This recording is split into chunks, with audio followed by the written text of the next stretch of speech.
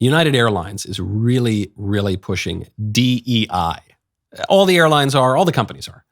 But United in particular, the CEO, Scott Kirby, has announced that he's going to stop caring so much about whether his pilots can actually fly planes, and he's going to care a lot more about whether they're, black midget pygmy lesbians. Is that right? So is it can a midget be a pygmy or vice versa? I don't know. Anyway, I'll think about this later. You might recall, I think we played the clip on the show last week or the week before. This guy has a radical left-wing vision for his airline. How is diversity and diversity targets working into the Aviate Academy? We have committed that 50% of the class of the classes will be women or people of color. Today, only 19% of our pilots at United Airlines are women or people of color. And by the way, from all the data I've seen, that's the highest of any airline in the country. White males don't just dominate in the cockpits, also in the C-suite at United Airlines. Well, look, at United, I'm proud of the diversity that we actually have in our C-suite. I think if you look around corporate America. Correct me if I'm saying, though, so this is just based off your website, the people you list as executives, but out of 11 people, 3 are women. I believe 1 is a person of color.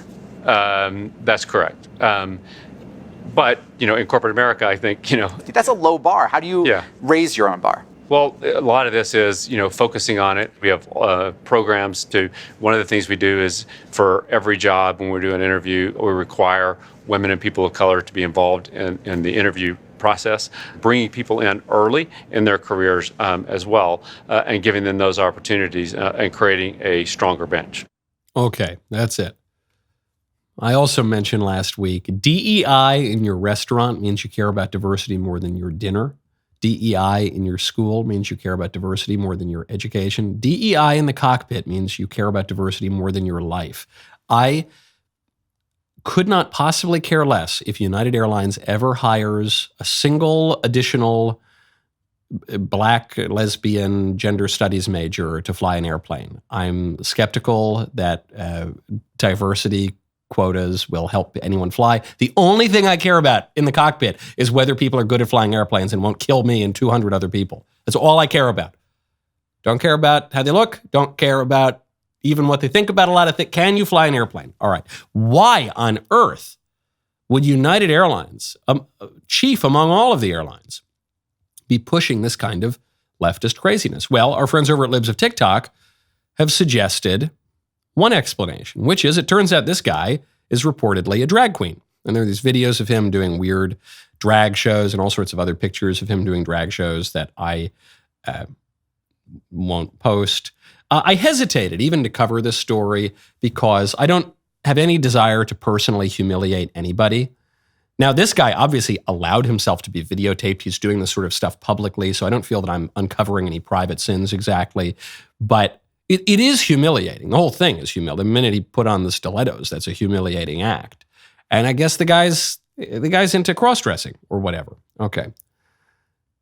Do you think that might have anything to do with his embrace of radical leftist politics?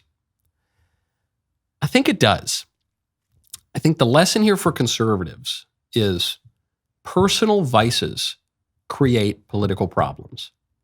You can't neatly compartmentalize these two things. A lot of people, lowercase l liberals, classical liberals, libertarians, they want to compartmentalize life. So you say, well, what I do in private is nobody's business. It has nothing to do with anybody. And I can totally neatly separate my personal views and behavior from my public and political views. But you can't. You're a person. You're not two people. Even though today people use the plural pronoun to refer to themselves, they say, I am they and they are me and I'm the walrus goo goo joob. But you're not really two people. Some others say, my name is Legion for we are many. You're not really many. You might have other spiritual problems going on, but you're a person.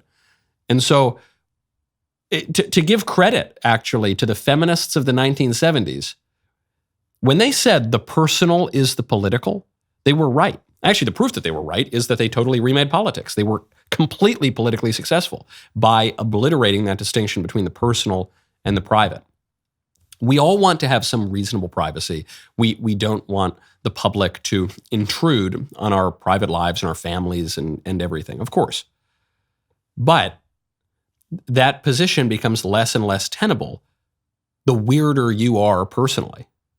the more depraved you become personally, the more vices that you accrue, the more bizarre your family situation becomes, the less able you are to have a private life, because that is going to so clearly encroach on the public sector. I mean, the moment that you say, yeah, family isn't real, and I'm going to live in a thruple polycule with 3 dudes and a billy goat, and you're going to call us all husbands and wives, and we're going to adopt children, and we're going to, all of a sudden now you've very quickly left the bedroom. You're in the realm of major public and political questions. And if we have a country of a bunch of cross-dressing, porn-addled weirdos, then you're not going to have a virtuous polity. You're not going to neatly separate the private life from the political life. The more you act like a radical leftist in your private life, the more radically leftist the politics of the country are going to become. Because a country is made up of people. That's what politics is about. It's about people. A lot of technocrats and extreme ideologues, they want to pretend that people don't matter. People are just statistics. People are just automatons. They're just the masses to be led on. No, we've got the ideology. We wrote it in 5 bullet points on the back of a napkin. We don't need to care about it. No, it's people, man. That's it. That's what it comes down to. No, but we have the Constitution. Constitution without people who can actually put it into effect. And $1.50 will get you a cup of coffee. Under Trump. Under Biden, it takes like $4.50 because of inflation. A constitution, letters on a piece of paper, doesn't mean anything without people to actually put it into effect. Laws, courts of justice, it means nothing without people who have self-control and a deep enough education, intellectual and habitual, to actually live that out. A nation of sex freaks is not going to be a virtuous nation. Again, that's where we have to start talking about the bedroom. Okay, I don't want to talk about anyone's bedroom, but it's bleeding out into the streets, and it's weird, and it's making our country worse.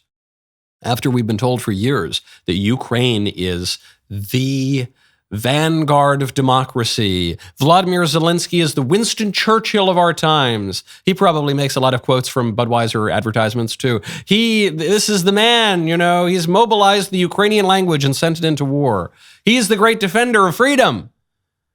Well, there's a story that basically no one is talking about, which is that an American journalist was imprisoned and killed in a Ukrainian prison simply for voicing his opinion. That journalist is Gonzalo Lira. I'm totally unfamiliar with his work. I've never watched a video of his. I take it that he's popular on YouTube and in some of the manosphere and the red pill circles, bit eccentric. And he was over in Ukraine, and he was arrested for voicing his opinion on that war and not sufficiently supporting the Zelensky regime. And so they arrested him. They imprisoned him. His health started to fail. The Ukrainians didn't lift a finger, it seems, to help him. The U.S. State Department didn't lift a finger, it seems, to help him. And then he died. How are more people not talking about this? All we ever hear about, especially from the left-wing press in America, is how those journalists, they're the fourth estate, the intrepid defenders of democracy. We need to stop all those autocratic regimes from silencing the press, killing the press in this case. Oh, unless it's Zelensky. Oh, unless it's our guys doing it. Unless it's the liberal preferred autocrats. Then they can kill journalists. They can kill American citizens. They can kill American journalists. Doesn't matter. As long as it's them. It's not that evil Putin. When was the last time Putin killed an American journalist? When was the last time Xi Jinping killed an American journalist? Huh? I think what have we given Ukraine so far? $2 billion? No, more than that. Much more than that.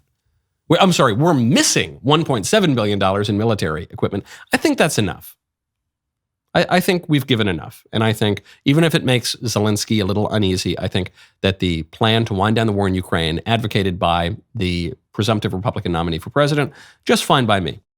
Man, that was a great clip, wasn't it? Now, make sure that you ring the bell, subscribe to the Michael Knowles YouTube channel, and we'll see you next time.